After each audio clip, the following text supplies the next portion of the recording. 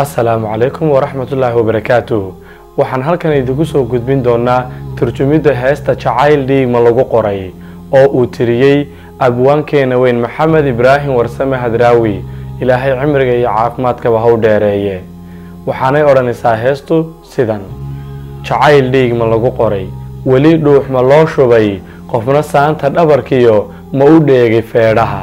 dhabanada cad laga jaray, hadalkii ma lagu dhigay, xinjiraan isdhalan rogin, midabkeedu dhiin yahay, laga dhuray halbowlaha, weli dhiil ma lagu shubay, laba mays dhan siiyeen, sida dhayda xoolaha dhagdhag ma u wadaageen,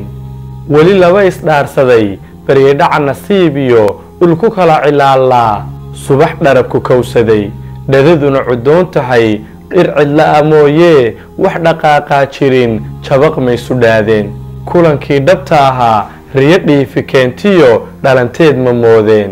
sida ay dhadhabayaan dhowr jeer ma salaleen, afdhabaan dhabjamashada ma ka dhoofay hadalkii, bal dhaqaaqna kay tahay dhihiddii ma waayeen, ma ka dhabaqday xaajadu,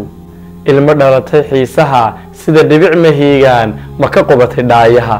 ma ku qoyay dharkoodii naxariis ma dhidideen, iyagoo dhan qalankii dheeldheeli mooyee dhegna aanay kaga jirin, kolba erey dhaxroorkiiyo dhumucdiisu maqan tahay dhitinaaya keligii, kadib 10 dharaarood carabkii dhanxanagii dhirindhirid ma ku heleen,